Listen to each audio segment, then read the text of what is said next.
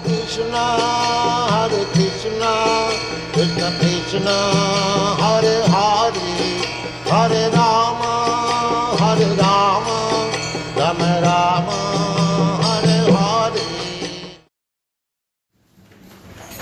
Hare Krishna. So welcome, thank you everyone for coming. So tonight we're going to read from chapter 4, text 11 of the Bhagavad Gita. So if everyone can recite after me. Om Namo Bhagavate Vasudevaya. Om Namo Bhagavate Vasudevaya. Om Namo Bhagavate Vasudevaya. Om Namo Bhagavate Vasudevaya.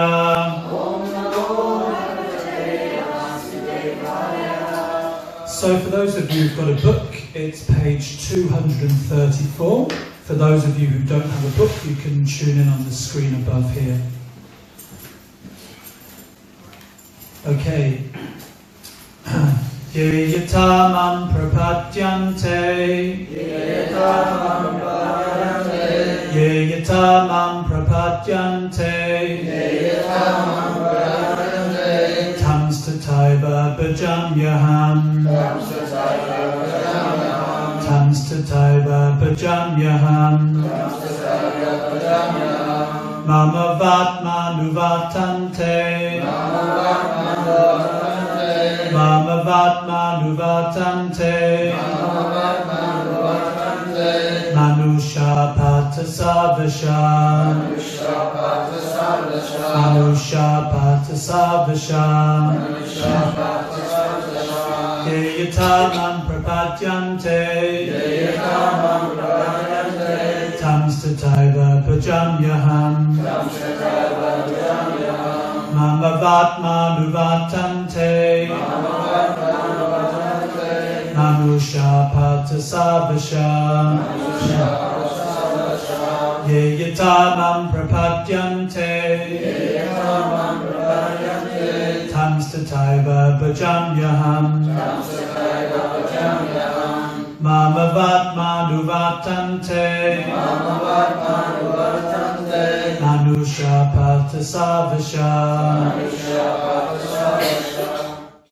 Yea, all who, yata, as, mam, unto me, prapadyante, surrender, tan, them, tata, so, eva, certainly, bhajami, rewards, aham, I, mama, my, vatma, path, anuvatante, follow, manusha, all men, pata, prita, savasha, in all respects.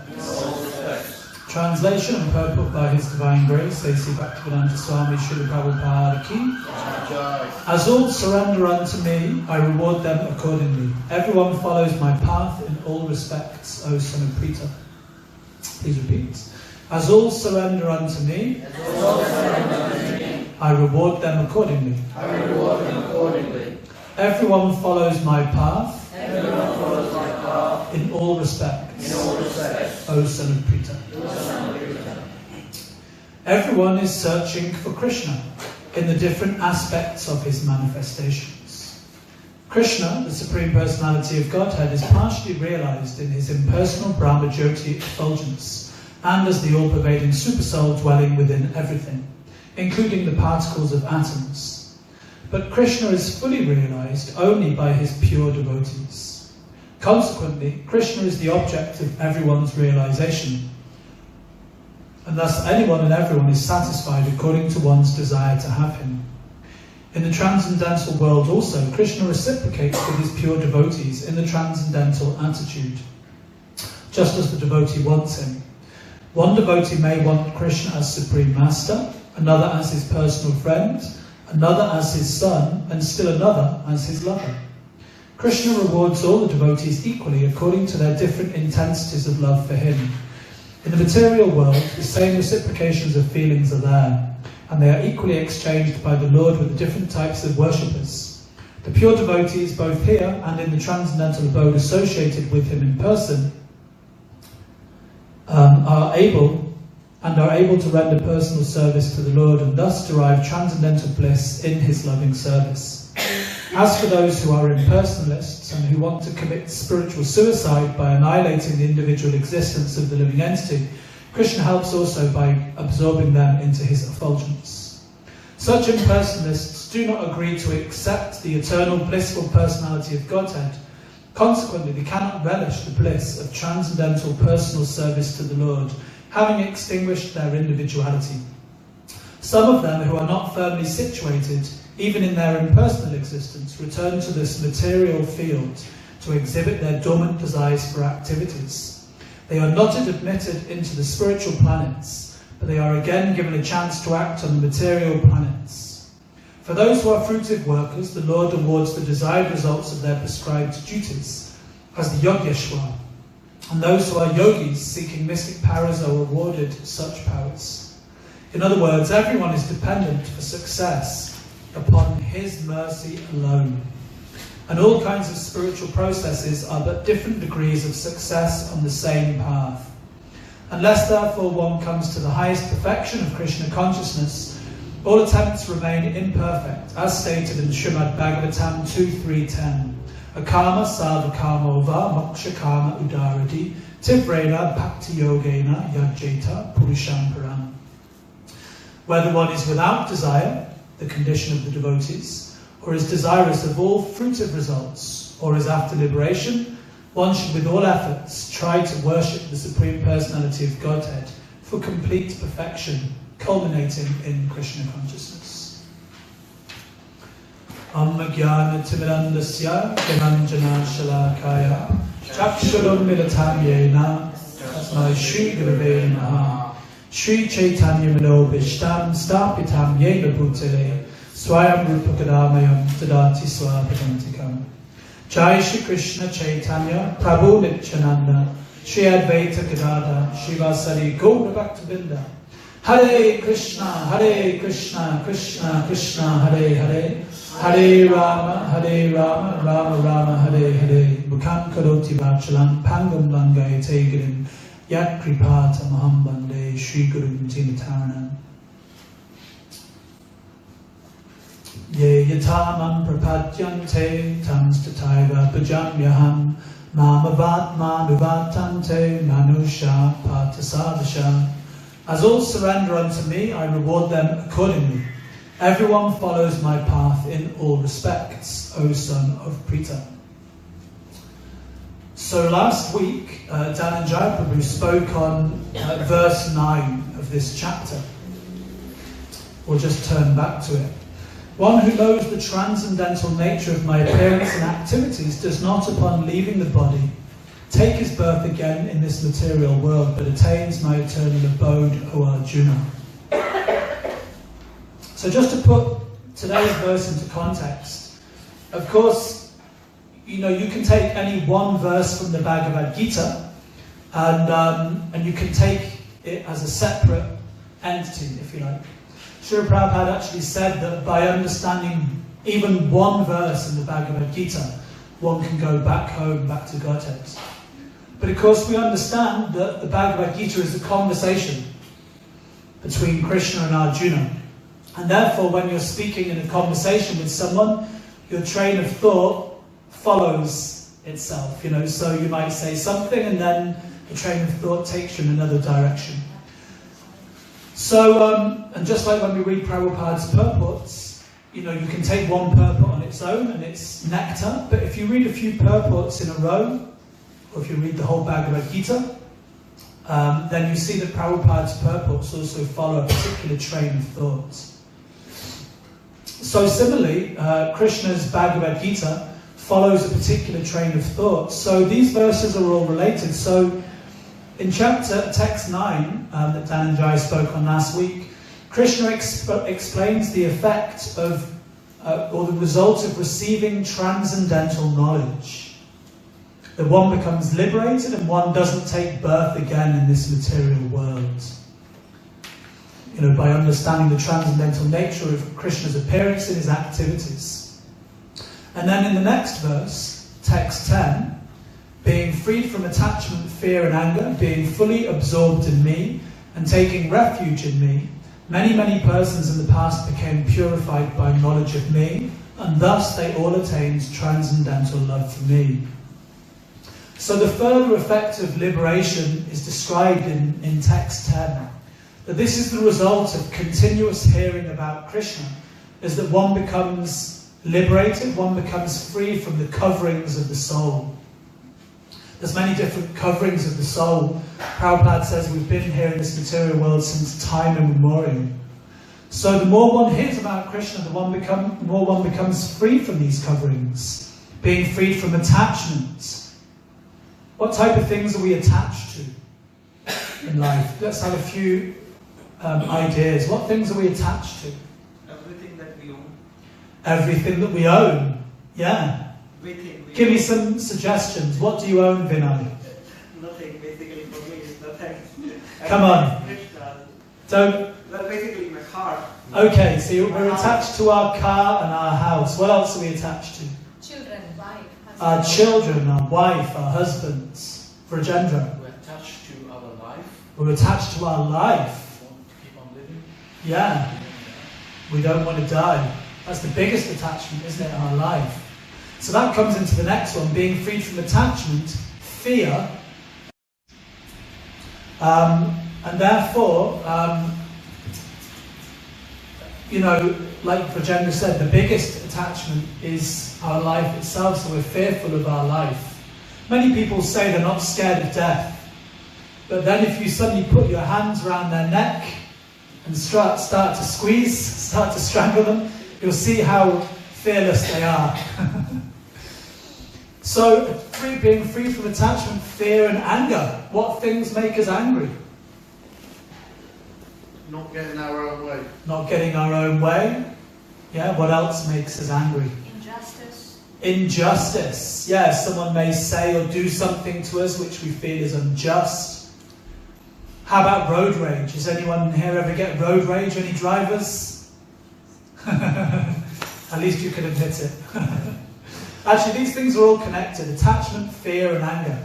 We're attached, and because we're attached, we're fearful that we're going to lose them. And when we do lose them, or when things don't go our way, then we become angry. But when we become free from the coverings of the soul, then we can become absorbed in Krishna.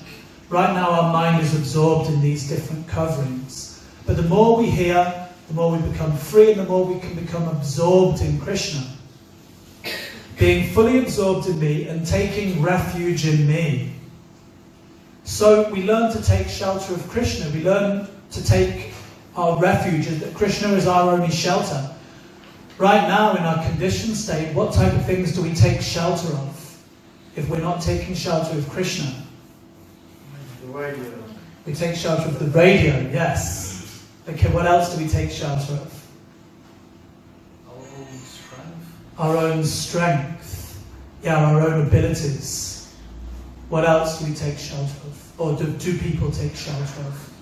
Comfort food. Comfort food, yeah. Drinking, intoxication, food. Gambling as well. Gambling. Yeah, anything really, in one sense, that helps us to become absorbed in, and forget the miseries of life. That's kind of what it's like. It's a bit like the ostrich that puts its head in the sand and it thinks, now there's no danger. So, we take refuge in these things, and it's just like the ostrich putting its head in the sand. Or the rabbit that's in front of the headlights of the car, it closes its eyes and it thinks it's safe. So all these things that we take shelter of are just another way of closing our eyes. But when we're absorbed in Krishna, we take refuge of Krishna. We learn to take shelter of Krishna. And we realize that Krishna is the supreme friend of all living entities. And then it says, and thus they all attained transcendental love for me. So this is the important part Well, this is the conclusion. But the Acharyas explain that it's not automatic. It's not automatic that we will attain love for Krishna as we become free from these coverings of the soul. We've said being free from attachment, fear and anger, being fully absorbed in me, taking refuge in me. Many persons in the past became purified by knowledge of me. So this is the important part. We become purified by knowledge of me. And then it says, and thus they all attained transcendental love for me. But in the book Surrender Unto Me by Burijan Prabhu, which is a commentary by all the previous acharyas, he explains that the reason the sages attained transcendental love for Krishna was because they desired it. Everything actually is based on our desire.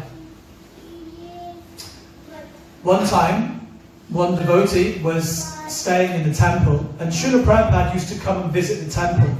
And of course, by the time Srila Prabhupada left the planet, there was 108 temples on the planet. Actually, there was an astrological prediction. When Prabhupada was young, they would do the astrological chart of the child. So it said that at the age of 70 years old, he would cross over the ocean, he would become a worldwide exponent of religion, and he would open 108 temples all over the world. That was actually the prediction in Prabhupada's astrological chart. So you could say, well, therefore it was just a coincidence, or because he knew it was going to be there, therefore he did it. But try and do that, Go and open 108 temples all over the world, and at the age of 70 years old. I mean, we have some devotees getting close to that age. I mean, I don't know what would... do you have the energy yourselves? I'm not naming any names, but I'm looking. Actually, my mum is 70 years old. Sorry, Mum. It's going out online. You're not supposed to reveal that. But actually, it's my mum's 70th birthday this September. And, when you reach that age of life, Prabhupada called it the fag end of life, and you may not have, so much energy, but Prabhupada, he began this Krishna consciousness movement at 70 years old. He opened 108 temples all over the world. So, the reason we're making this point is that Prabhupada had many different temples that he was visiting. And he would spend a few days there, enliven the devotees, and then he would move on to the next temple. So sometimes some devotees, they only saw Prabhupada a few times, and maybe even only a few days. Maybe didn't ever have any personal interaction with Prabhupada. So one devotee was inspired by Prabhupada's presence, and as Prabhupada was leaving the temple in the car to go to the airport, this devotee, he ran and said, Srila Prabhupada, I just want to know, how can I become a pure devotee? I really want to become a pure devotee. How can I become a pure devotee? So I'm going to ask for a show of hands in the audience now. Who here would like to become a pure devotee? Put your hands up. So would you like to know the secret of success? How we can become a pure devotee that is within each and every one of your hands? Would you like to know? Yes. Okay, so Prabhupada stopped. He paused for a moment and he looked straight into the eyes of that devotee and he said, desire. It is based on your desire. So in other words, or like we say in English, where there is a will, there's a way. If you want something enough, you'll get it. Have you ever noticed that yourself? That if you want something, you'll get it? Right? Don't we work day and night to get something? Or let's say, perhaps, we want a new Vinay here. I'm looking at Vinay because he likes all things technological. Oh, yeah. So what's the next thing you would like, Vinay, in terms of your technological gadgets? Next Samsung phone. The next Samsung phone. Next generation. Yeah. The next generation Samsung phone. So what will you do to get that Samsung phone? Oh, just earn a little bit more. earn a little bit more. So in other words, you're going to have to work hard. You're going to have to set yourself, this is my goal. You're going to have to work hard to achieve it. Is it always easy working? Do we always like to work? Do we like to go to work in the morning?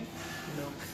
Do we like to get up early and go to work on a Monday morning after we've had a nice weekend? Some do. I would say on the most part, I wouldn't know the statistics, but I would say on the most part, people don't. You know, they prefer not to.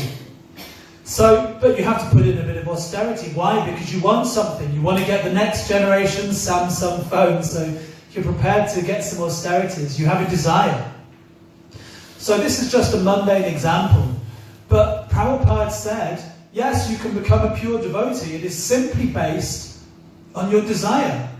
So therefore it is said that the actual price for love of Godhead is lowliam.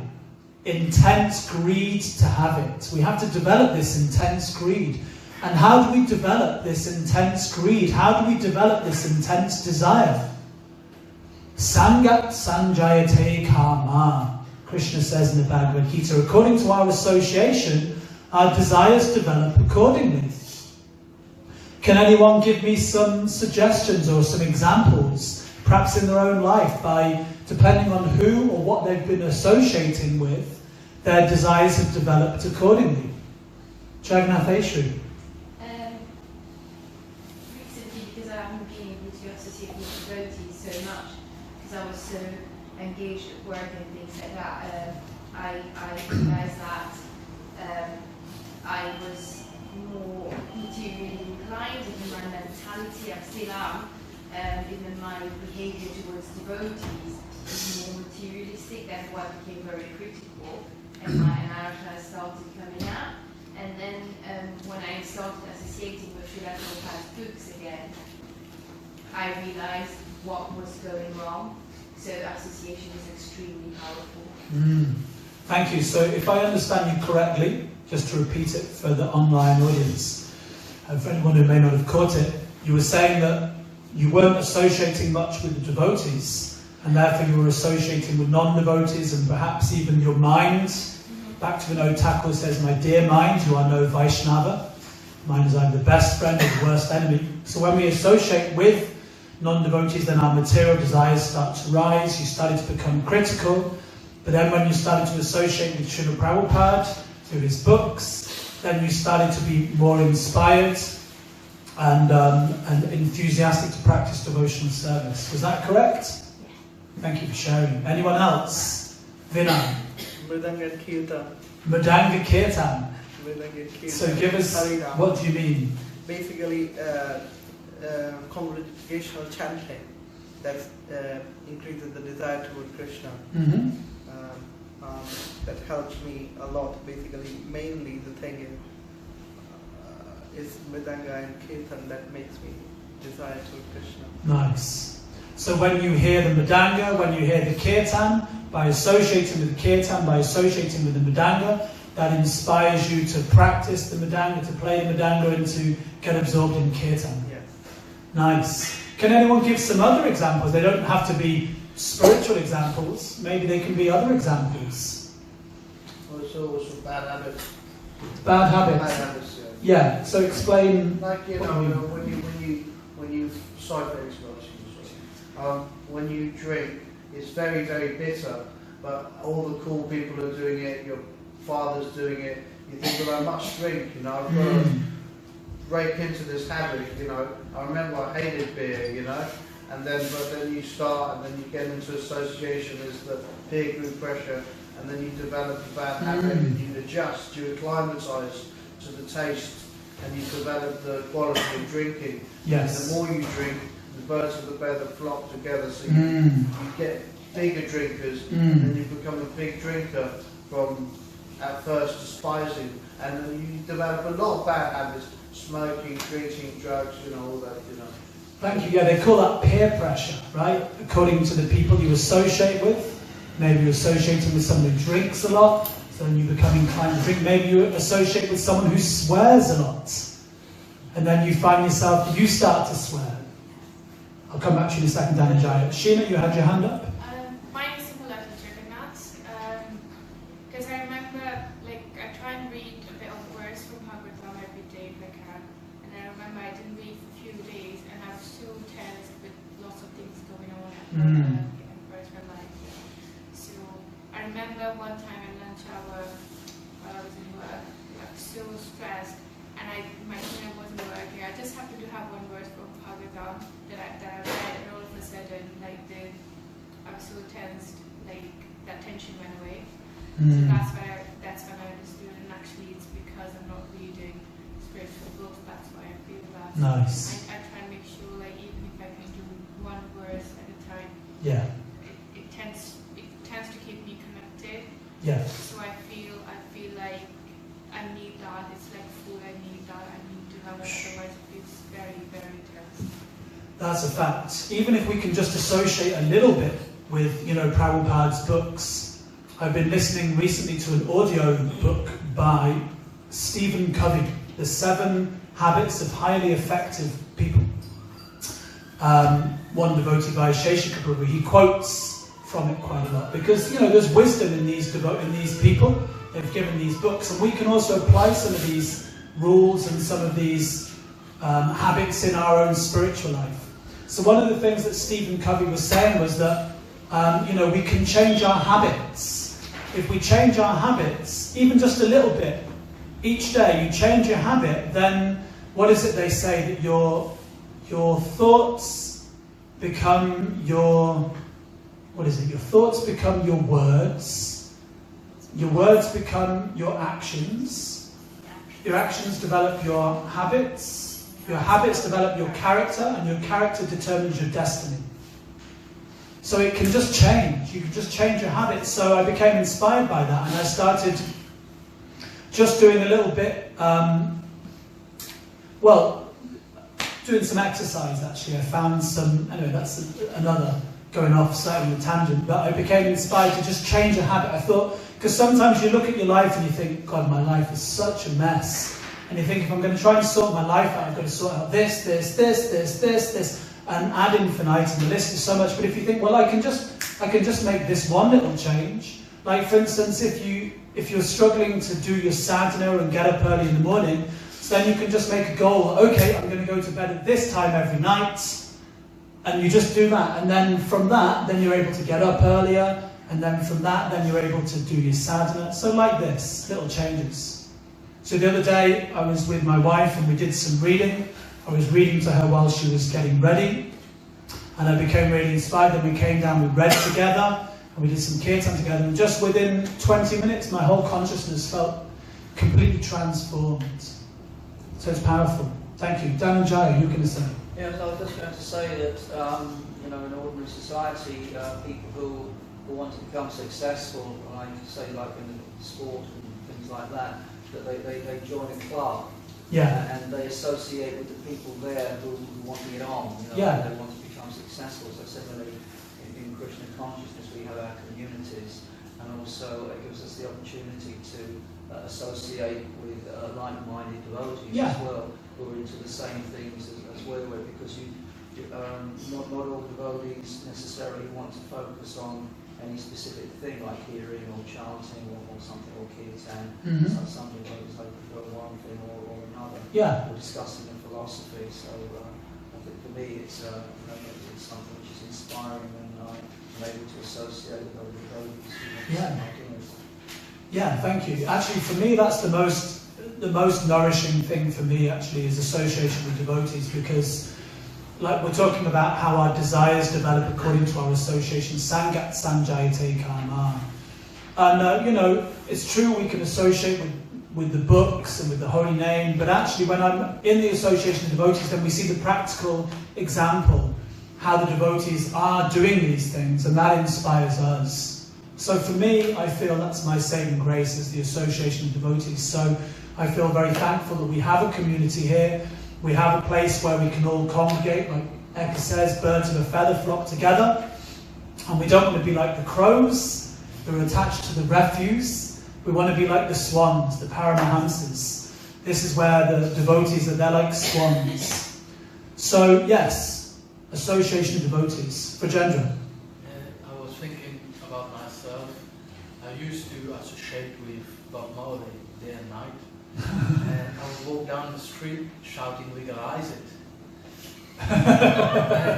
started associating with devotees, Uh-huh. and now it's more like walking down the street shouting Hare Krishna. Nice. Purified.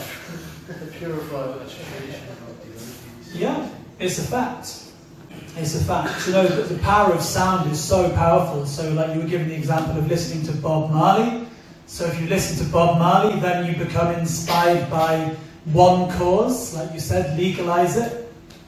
Actually, the other day we were on the big questions. A few of us were on the big questions, and one of the topics was about drugs. So here in Newcastle, there is one cannabis cafe where people can go.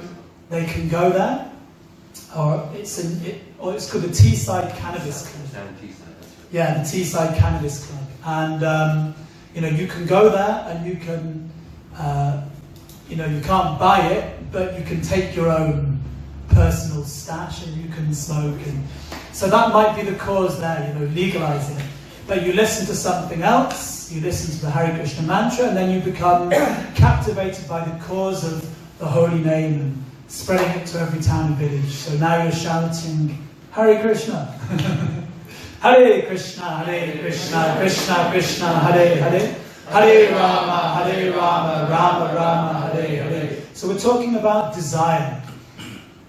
Like we said, they all attained transcendental love for me. Why? Because they had a desire. Now, what happens if we approach Krishna with another desire? Now, that brings us to today's verse. Just putting it in perspective. Text 11. So Krishna says, as all surrender unto me, I reward them accordingly. Everyone follows my path in all respects. So this is what happens if we approach Krishna with another desire. Now, in the first sentence, Prabhupada said, everyone is searching for Krishna in the different aspects of his manifestations. So this reminded me of the foreword to the Krishna book. Put your hands up if you've ever read the Krishna book before. Can anyone remember the very first sentence of the foreword by George Harrison? Milan. All you need is love, and then Krishna. That's good. That's the last sentence. That's the last sentence. All you need is love. Brackets Krishna. Harry Ball, George Harrison. But there's the first sentence. Okay, I'll read this again and then see if you can. But it's good. You obviously have read it and you know it well. Everyone is searching for Krishna in the different aspects of his manifestations. So does anyone know? Should I tell you? Yeah, well, it's that. George Harrison, actually it was Shyam Sundar Prabhu that wrote it and George Harrison signed it, but he said, everyone is searching for Krishna. Some don't realise that they are, but they are. Everyone is searching for Krishna. So like you could go outside today and you can ask, what is your goal in life? And I would imagine, if you go down to the Teesside Cannabis Club, their goal may not be Krishna.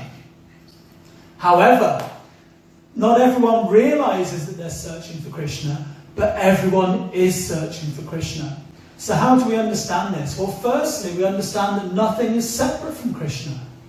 It's only due to our incomplete understanding or our incomplete realization that we think anything is disconnected from Krishna. Lord Brahma says in the Chatur Shloki, the 4 seed verses of the Bhagavatam, that actually to think that anything is separate from you is an illusion. So therefore everything is connected to Krishna. So therefore anything we want in life, ultimately it is Krishna. So everyone is searching for Krishna, but ultimately not everyone realizes that. Now let's understand that. We'll try and understand that. To start with, what does Krishna mean, or what does Bhagavan mean? Name for Krishna, Bhagavan. What does it mean? One who is full in all 6 opulences. Let's have those 6 opulences. Shout some out. Knowledge. Wealth. Strength. Beauty. Renunciation. And fame. Okay, so let's go through some of those. Who would like any of these things? Who would like to be beautiful? Those who aren't putting their hand up, that means they already think they are beautiful, right? Okay, so who wants to be beautiful? Okay, who would like to retain their beauty? Who looks in the mirror and thinks, oh, it's quickly fading? So, okay, everyone wants to be beautiful. Okay, that's a generalization, but many people are looking for beauty. Okay, who would like to be famous? So, like for instance, when we were on this television program the other day, The Big Questions, I was, actually, let's say, who wants to be famous? Who would like to be infamous? No one would like to be infamous. In other words, we were on this television program, and I was looking at the presenter, Nikki Campbell. I was thinking how confident you have to be to go on live television and present a show like that.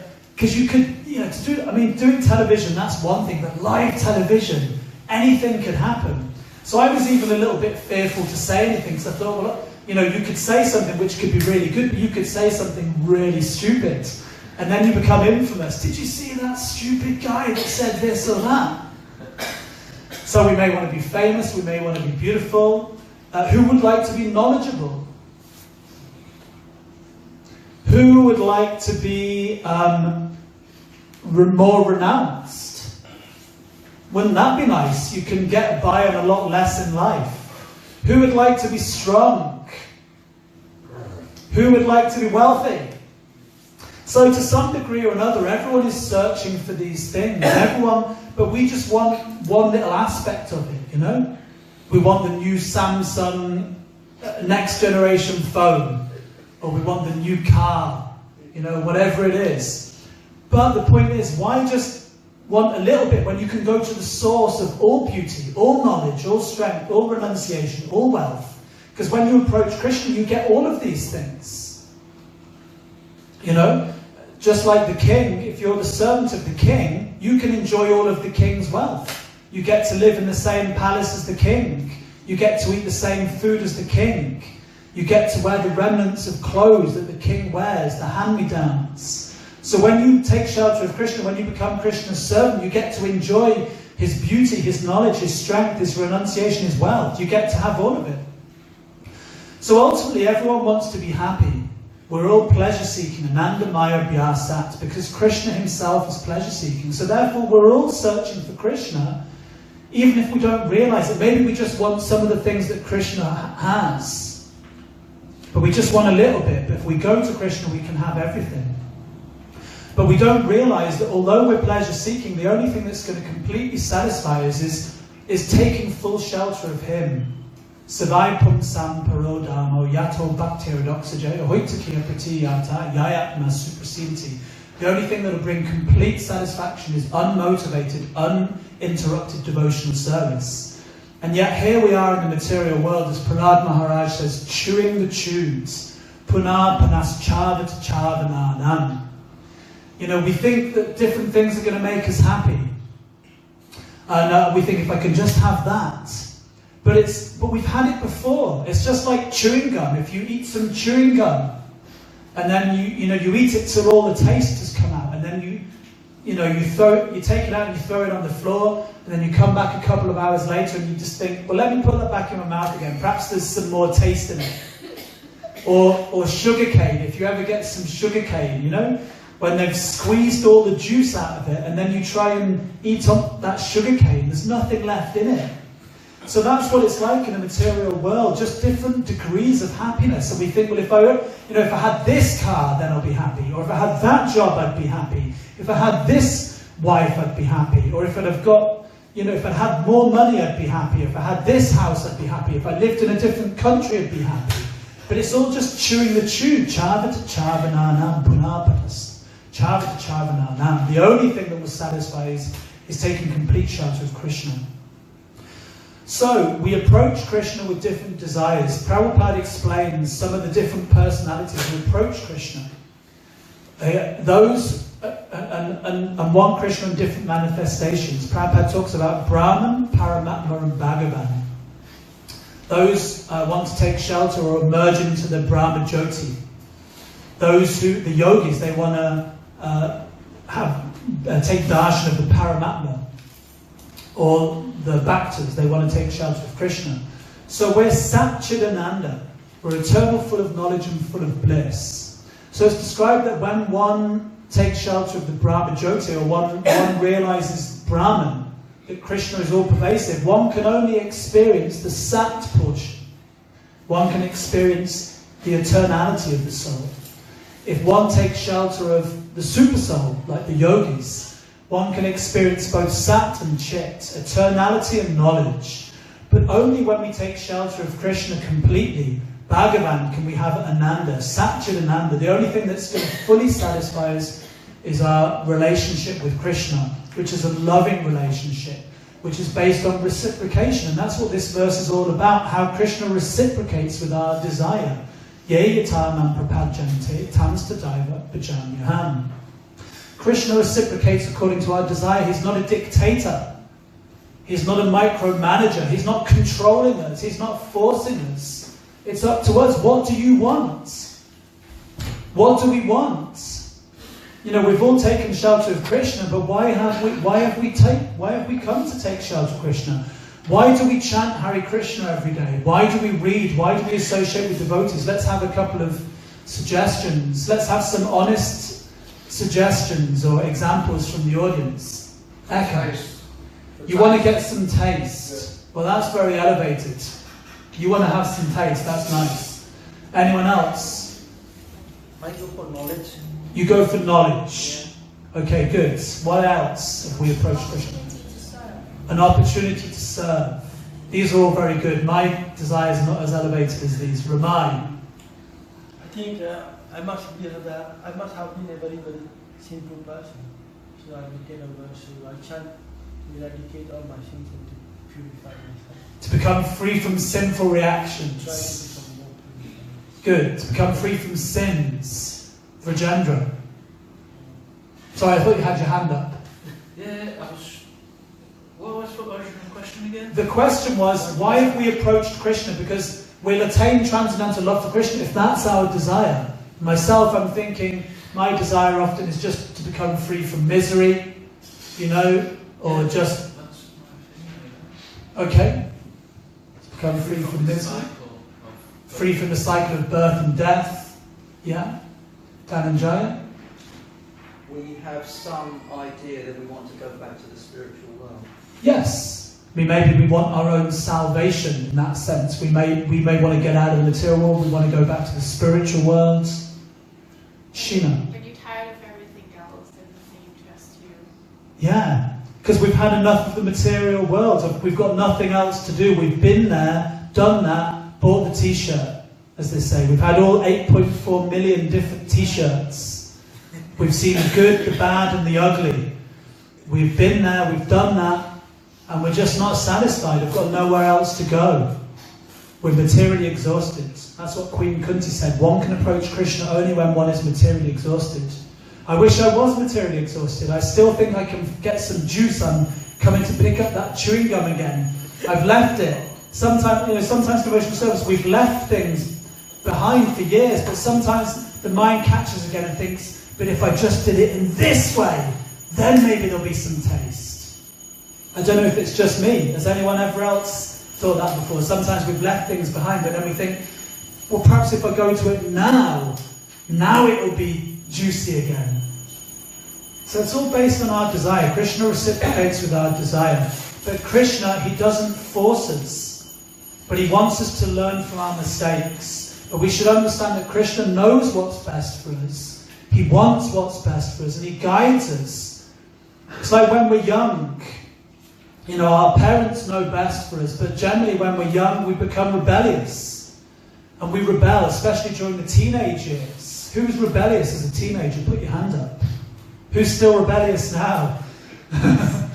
But as we get a bit older, we realise that, you know, and especially if we become parents ourselves, then we realise, now I can see what my parents were trying to teach me. And then if we become parents, then we have the same thing again, trying to teach our children. So Krishna wants us to learn. So we're going to try and bring this to a conclusion now. Prabhupada explains that Krishna reciprocates with our desire.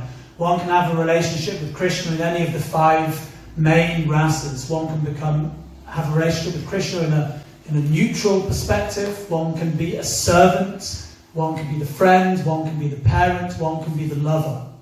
But the most important thing before we desire any of these things, is just to learn to become the servant.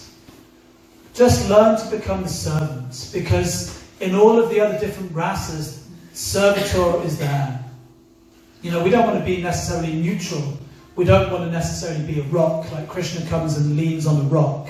So that relationship between Krishna and the rock is like neutrality, it's Shantaras. But generally we want any of the four rases, Dasya ras, Sakya ras, Vatsalya ras, conjugal ras. But Prabhupada said first deserve, then desire. You know, how can we desire the highest things if we don't deserve the highest things? So it's all based on our desire. Sometimes we may be thinking, well, I've been practicing devotional service for many years, why aren't I experiencing ecstatic symptoms? Well, do you deserve them? Are you desiring the right things? Are you acting in the right way? Krishna reciprocates with our desire. Do we have a strong enough desire? And if not, why not? What can we do to improve our desire? So the point is that the more we hear about Krishna, the more purified we become. Many of us gave that example that when we associate with devotees, when we associate with Prabhupada through his books, it changes our desires. And we think, yes, now I remember why I became a devotee. Now I remember why I turned my back on the material world. Sometimes, just being frank and honest with you, I burnt my bridges in the material world 18 years ago when I joined the temple. I gave everything up to become a devotee. And sometimes, nowadays, I feel myself looking around at other people in the material world and thinking, they're successful in the material world, I'm not successful, I want what they've got. Sometimes I find myself, I forget why I became a devotee, and I start to become attracted again by the material world.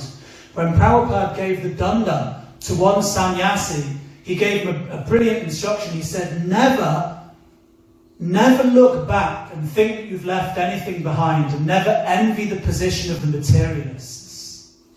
Such a powerful instruction. But sometimes I find myself, I'm looking back and thinking, but I've left that behind. I still want it. I'm not ready to give that up yet.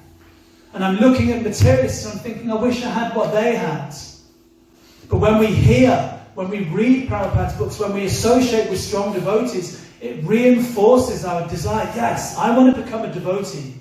You know, like they have the Guinness Book of Records, you know, the record breakers. So what is the greatest record? What is the greatest achievement? To get out of the material world. That's what we want. To become a pure lover of Krishna. And it's all based on our desire. You know, Prabhupada even said that, he said, many of my disciples, they want to go to the heavenly planets. But Krishna will reciprocate with our desire. In the story of Gopa Kumar, in the Brihad Bhagavatamrita, Gopa Kumar, wherever he goes, he just wants Krishna. You know, they take him to the heavenly planets and he sees that, but he's not satisfied with that. He goes up higher, he's in Vaikuntha. That's not enough for him. He goes to Ayodhya, that's not enough. He goes to Mathura, that's not enough. I want to associate with Krishna. You know, Sham Sundar, Govinda, Gopal, the cowherd boy. And then you see the beautiful picture of Gopakumar finally hugging Krishna. And then Krishna says, where have you been? Krishna's crying, he faints. I've been waiting for you for millions of births. Krishna's waiting for us to come back home. So we have to be careful. What is our desire all the time? Maya's saying, do you want this or do you want Krishna? Do you want this or do you want Krishna? So we have to have our desire so strong that we're not tempted. Because when we leave the material world, we have to see all the heavenly planets. And if you look down on Svargaloka and you think, oh, I'll have a bit of that. That looks good. Back in the material world. I mean, that's quite elevated to go to the heavenly planets. Do you know what I mean? But we have to develop this desire. And the desire comes from our association. So the more we hear about Krishna, the more we associate with devotees, the more purified we become. And Sangat Sanjayate Kama, the more our pure desires develop. So let's associate with devotees. Let's associate with Prabhupada's books. Let's associate with the holy name. Let's associate with each other. Let's develop this pure desire. And then Krishna will reciprocate with that pure desire. He's the self-sufficient philosopher who's been fulfilling everyone's desires since time immemorial. He's fulfilling everyone's desire. So if your desire is to go back to him, to serve him, to associate with the devotees, why will Krishna not fulfill that desire? So like Prabhupada said, yes, you can become a pure devotee. It is simply based on your desire. Srila Prabhupada ki, Grantaraj Srimad Bhagavad Gita as it is ki, Nitai Gaura Premanande. So are there any reflections? Anything anyone's heard in the class that they'd like to share back with us, reflect? Vinay Prabhu. It's the question about the desire, you mentioned it so many times. It might sound stupid, like I have desire, so much desire to see Krishna, to meet Krishna. But as my parents say, don't worship too much, otherwise you will lose everything.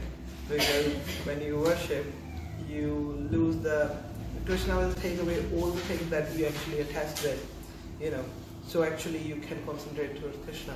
Mm-hmm.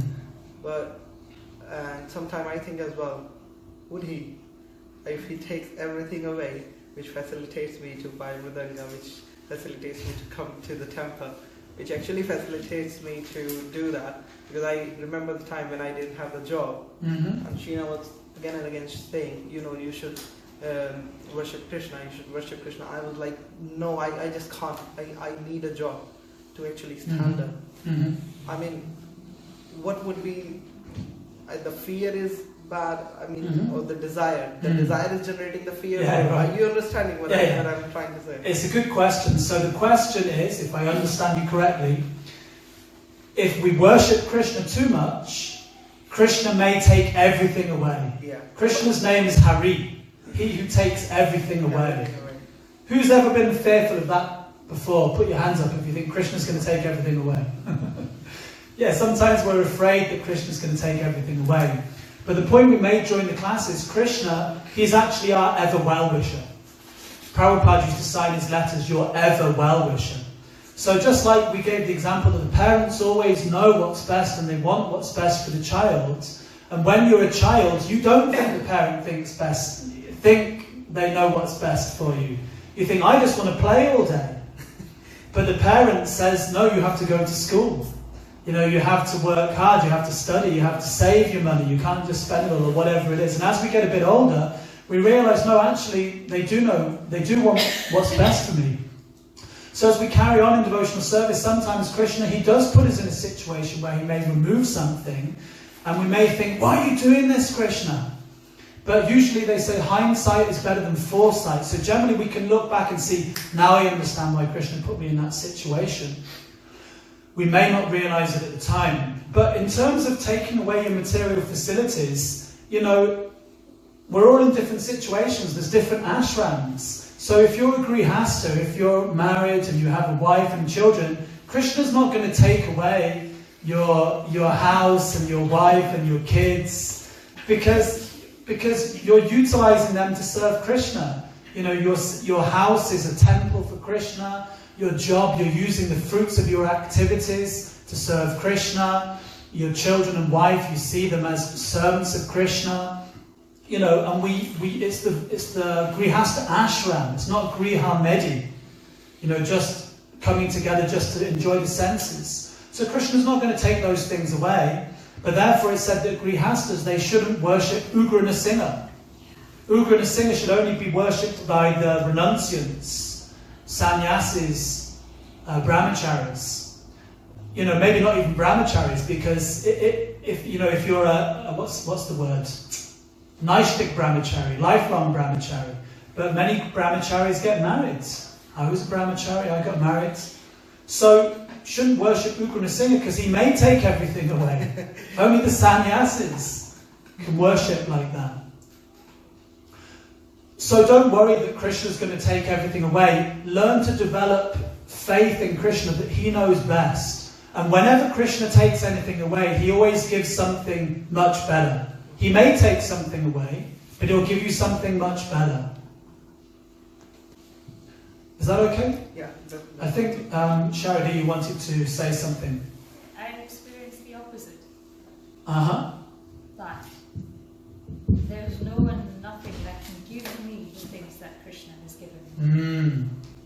And even when I needed things, and I never even thought, to ask. Yeah.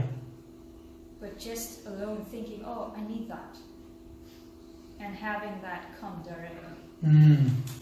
Whether it was material or spiritual. Either way, during the practice of bhakti, Krishna facilitates everything you might need. Some way or the other, he makes those arrangements for you. Nice. And time again, in every aspect of my life, I can see how he is arranging things. And that only strengthens my faith in him further. Nice. I can't look at anyone else to be my shelter. Because they can never take care of me the way he does. Thank you very much for sharing that. Actually, it reminds me of the last point I was supposed to make, which I kind of became distracted from. But the last point in the purport, Prabhupada quotes Akama Sarva Karma Moksha Karma Udarati Tivrena Bhakti Yogena Yajeta Pushambram. Whether you're full of material desires, like myself, whether you're free from all material desires, like the devotees, whether you're desiring liberation, whatever it is you're desiring, you should worship Krishna. Because by worshipping Krishna, you will come to the perfect stage. And the perfect example is Dhruva Maharaj. Dhruva Maharaj, he had the biggest material desire. We may think we have a big material desire to get a new phone or a new job or whatever it is. But Dhruva Maharaj, he wanted a kingdom greater than his great-grandfather, who was Lord Brahma, who owns the entire universe. So who here has got a desire to have the whole universe? That was Dhruva Maharaj's desire, and he went to the forest to achieve it. He was a 5-year-old boy. But when Krishna appeared before him, he tested him as well. He was tested. Narad Muni came along and said, what are you doing, You're just a 5-year-old boy. You should just go home and play. What are you doing in the forest? Eating leaves. And actually, he wasn't eating at all. He was just fasting. And he was even holding his breath. The whole universe was out of breath. Narad Muni said, go home. And Dhruva Maharaj said, look, if you're here to help me, I'm looking for God. Can you help me? If not, hit the roads. In colloquial terms. Either you can help me, or else I'm not interested, go away. He was so determined. When Krishna appeared before him, he said, what do you want? Please take a benediction. He touched him with his conch and he said, well, my Lord, when I came to you, I was wanting broken glass, but now I have found a priceless jewel. I don't want anything but your devotional service. So even if we have material desires, even if we want these things, don't worry. Krishna will give us them, but he will give us them in such a way that we don't want them anymore, and we realize that the only thing we want is Krishna. If we need some facility, Krishna will provide it. But he'll also give us the realization that the only thing that will fully satisfy us is devotional service, and if we utilize everything in his service, then we'll be completely satisfied. Thank you, Sharadi. Vrinda, I think you had your hand up there. Just some reflection. I was thinking there is a verse, I can't remember, maybe Dhananjay Prabhu yourself, where Krishna said, I preserve what you have. Yes, very good. And what is it, I give you what you lack. And you remember there was somebody who didn't believe in that verse and he scratched it there because he was so poor. And then Krishna came, all his back was scratched. Yes. And then his wife said, he came as a little boy, and then his wife said, oh, what happened? Who scratched you like that? Then she told her husband, and then he realized that he had scratched Bhagavad Gita where this verse was because he was so poor. And also about Queen Kunti. She was a queen, but there is a book which is really, really very nice, the teachings of Queen Kunti, where she just prays and prays and prays to get miseries, because then she became closer to Krishna. So I think even advanced devotees sometimes they think like that, oh, Krishna will take what I have. Because I was listening to a lecture, somebody asked a certain question like you, and then the devotee answered back and said, we believe in the law of karma. So why don't you think that what you are missing in life, whatever material thing you are missing, why don't you think it might be worse and Krishna is just helping you So always think that way. Don't think that Krishna is taking things from you. Just say, oh, this was my karma, then Krishna is helping me to go through it. He said that if you think that way, then you will never ever think that Krishna is taking anything from you. You will become closer and closer to Krishna.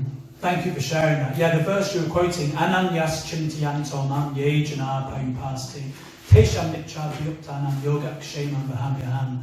To those who worship me with exclusive devotion and meditate upon my transcendental form, to them I carry what they lack and I preserve what they have. So whatever we've got, Krishna will preserve it, and whatever we're lacking, Krishna will give that. Even to the extent that at the time of death, even if we're not completely Krishna conscious, Prabhupada said, Lord Chaitanya will make up for what you lack. But this is an important point also, is that Krishna, he knows our strengths and our weaknesses. Krishna will never put us in a situation that we cannot overcome. Krishna won't take everything away from us if he knows it's going to break us. Krishna knows the art of bending, but not breaking. You know what I mean? Krishna will never break us. But all the time he's trying to get us to advance a little bit higher. Just like in athletics when you're doing the high jump.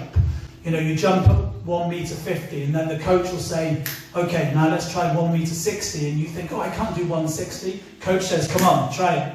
First time you try it, you can't do it, but then the next time you get over. And then he says, okay. And you think, yeah, I've done 1 meter 60. And then the coach says, okay, 1 meter 70. So like that, Krishna all the time, he's trying to gradually increase our level of surrender and our level of commitment, because he knows that we can do it. And he knows that we can, and actually we'll get the full satisfaction from that. But he won't just suddenly say, okay, jump 3 meters. Because, you know, we're just beginning like that. So Krishna will never put us in a situation that we cannot overcome. Jagannath Esha, I think this has to be the last reflection. I wanted to reflect on the point about association with the brain, because I thought it was pretty interesting because you take it for granted. Being brought up as a devotee, you just don't care about associating with devotees because they're around you all the time. And we were reading like a few days ago, we can't associate with Krishna. We can associate with Krishna, but we can't kind of directly associate with Krishna. We need to kind of go through the devotees in the disciplic succession to get Krishna. And the ultimate service is to serve the devotee. And we can only do that, we can only recognize the service through associating with the devotee. And also by serving them, you get their good qualities. So I was thinking about reflecting on how powerful association is.